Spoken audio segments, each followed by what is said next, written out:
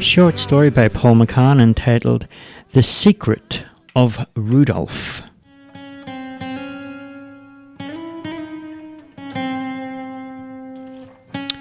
Between Christmas Eve and Boxing Day is by far the most hectic time in the North Pole, especially if you're one of the reindeers in Santa's Keep. During the few days around Christmas, it's impossible to do anything else but work. So many tasks and jobs to be done. And the essence of the magic is in manifold things.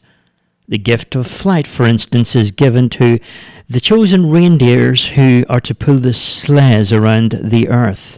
They are also given supernatural strength for a number of days, as well as the gift of speech. During the rest of the year, the reindeers are usually kept busy with normal everyday things in the North Pole, where special events are organised like reindeer races, which culminate in the Santa Cup that is run during the springtime, and other events like the Antler Show Day, when all the stable elves have to present their best reindeer for a parade, and then the Fairy Carnival Day, and Be Kind to an Elf Week. So you can see, during the year, the reindeers and the elves are always very close together and good friends in everything that they do.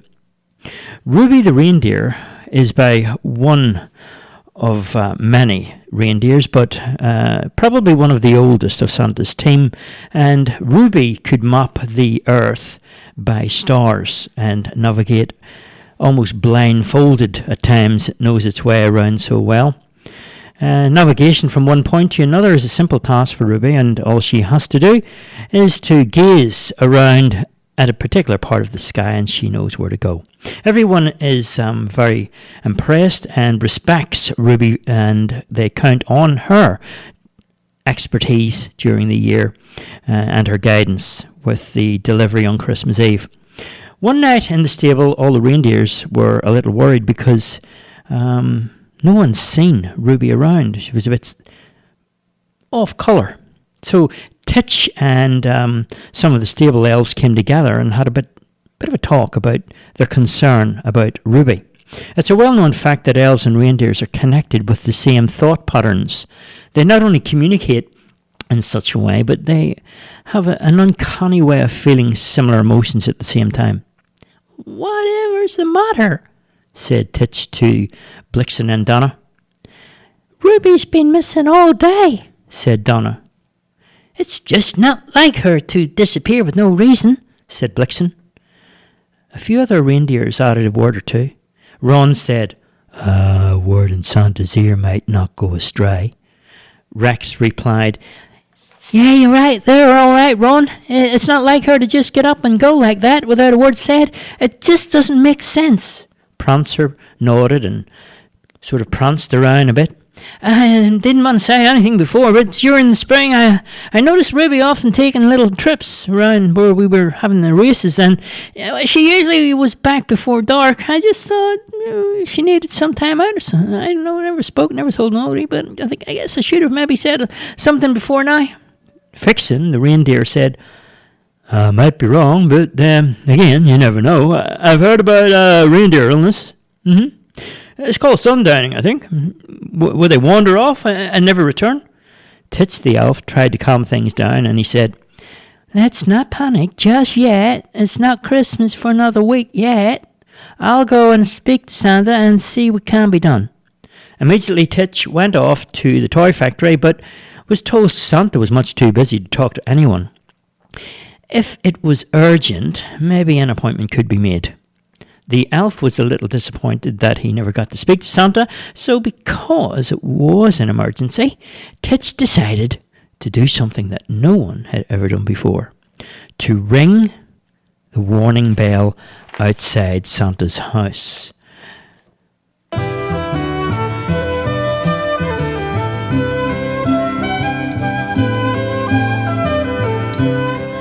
No one had ever rung the warning bell before, as far as Titch could remember anyway, But with less than a week before the sleigh was to be loaded, Ruby's disappearance was now starting to worry many of the elves and the reindeers. So Titch stood under the huge bell and started to tug the cord, and the noise of the bell sent shivers through him. Santa came running from the main office up towards the house, and when he got to the bell, Santa was breathing very hard. After a moment, well, just let me catch my breath. Titch, tell me, whatever is the matter? Ruby's gone missing, Santa. What? Santa said. The stable elf continued to explain the situation to Santa more and more. Elves and more reindeers were starting to rush towards Santa's house to see what the problem was and why the bell had been rung. But Santa said, "Okay, everybody, it's much too busy for us all to look for Ruby, so you can all get back to your duties until I return. Stay together in groups of 5, 3 elves, 2 fairies, and a reindeer." Santa went into his house and took a large red suit and put on his big black boots and walked off towards the glacier peak that seemed to be still fresh enough in its snow-laden tracks, and he could follow the footsteps that were still there in the snow.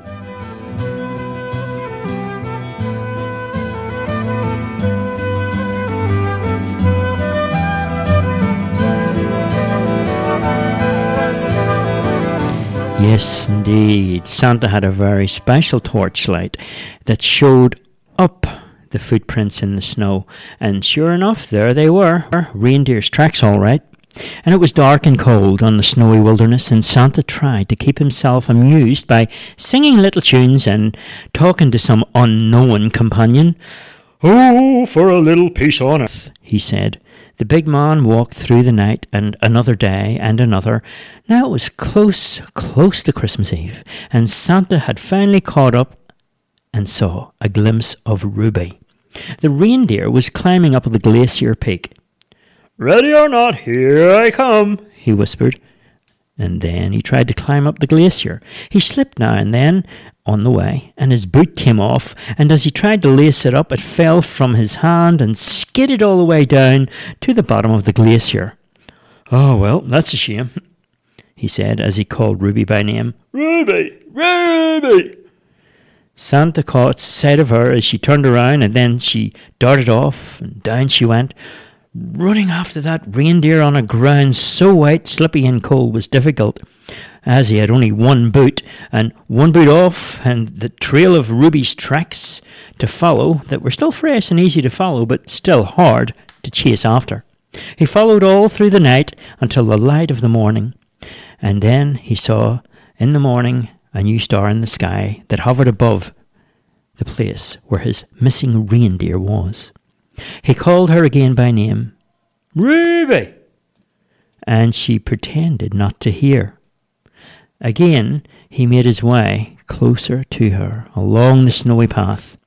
He walked close to the edge of the glacier peak, and as she played hide and seek with him, jumping from ledge to ledge in the hope he would somehow turn back, which he didn't, because he would never give up chasing Ruby, he set his face toward her and relentlessly kept after her.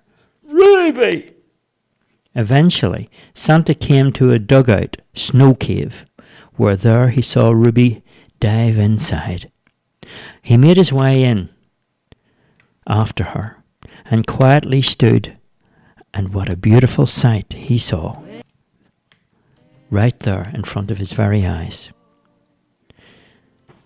What a surprise, for there was Ruby's little fawn.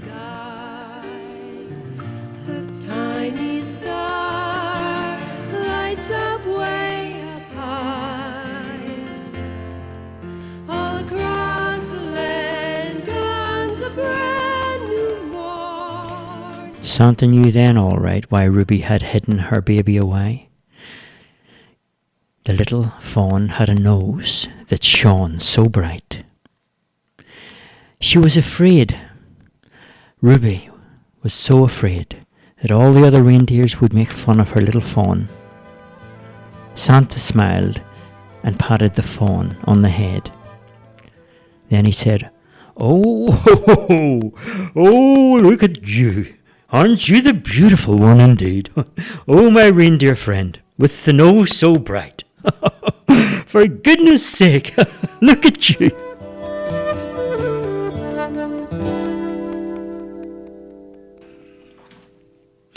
And in that moment, Santa said, "Have you got a name for her, Ruby?" Ruby stood so proud and said, Her name is Rudolph. Santa then replied, "Oh, ho, ho, ho, it is a joy I've found today. A joy indeed that would make thee so proud. Would you do me a favour? With your beautifully bred reindeer, called Rudolph, would you promise that you will grant me your reindeer when she grows? I'd be honoured if she would guide the way on my sleigh, because it is on Christmas Eve that I would like her to be on the front of my sleigh." In that moment, something rare had occurred. The special gift of flight and strength was given to Ruby and to Rudolph. Suddenly Rudolph's nose shone so bright, and Santa climbed on to Ruby's back, and as they left the cave, the reindeers leapt into the starry sky and made their way back to Santa's house. There was no time to spare, as all the toys were packed, and this sleigh was about ready to go. And how proud Ruby was on that first Christmas Eve flight, on that night, as Rudolph took place on the front with the other reindeers, old enough to fly, old enough to touch the sky.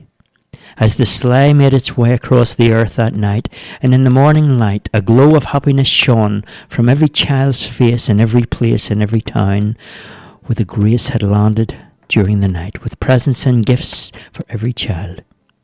Rudolph was chosen to be the one of the few, in Santa's keep. And from that day on, all other reindeers knew how much Rudolph was loved and cherished. The end. By Paul McCann.